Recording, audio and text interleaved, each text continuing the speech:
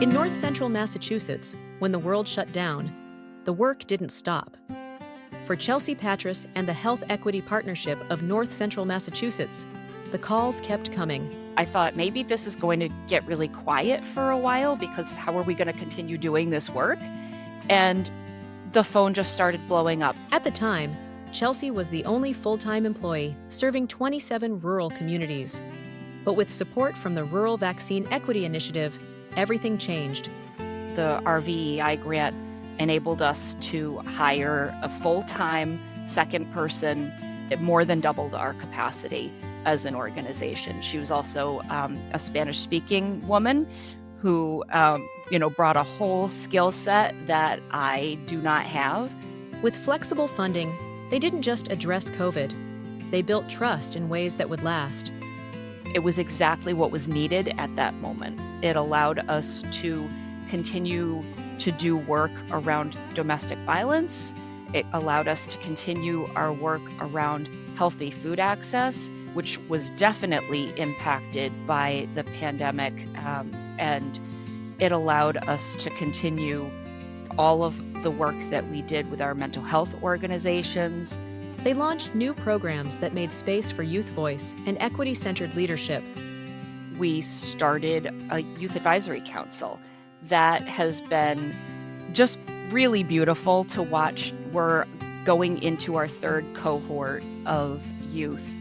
We've had so many different groups that have been able to be formed because we were able to hire another person. So because we were able to hire that person, she started the North Central Mass chapter of MAWOC, which is the Massachusetts Association of Women of Color. And she started a network of behavioral health providers of color to be able to support one another.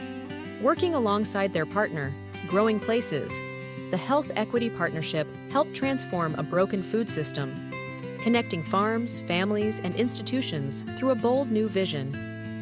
We went from assessment of food insecurity to an assessment of the whole food system. There was a whole missing section in distribution and aggregation, and we were able to leverage partnerships to really build out that space. So in the food space, that was Growing Places. They have since created a commercial kitchen in a food processing center that aggregates from around 30 local farms. Their advocacy work reshaped how the state thinks about rural needs, from transportation to public health planning.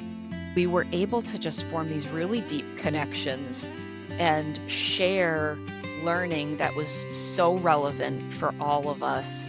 It also helped us find our voice as rural Massachusetts and elevate that at the state level.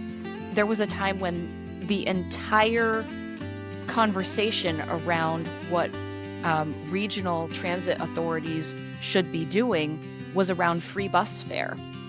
And rural communities got to be at the table to say, sorry, we don't have buses. For the Health Equity Partnership, sustainability means more than just surviving the next crisis.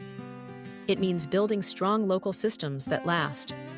If we can build up the local infrastructure so that people feel connected to their communities, like they're empowered in their communities, they are so much more invested in seeing that succeed.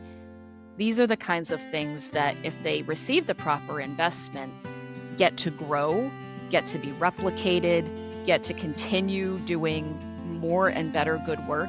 And because they're located in the community where they started, they're able to also flex and evolve with the needs of that community. Across the region, people are seeing what's possible when rural leadership is trusted, resourced, and ready. This is the rural effect in action.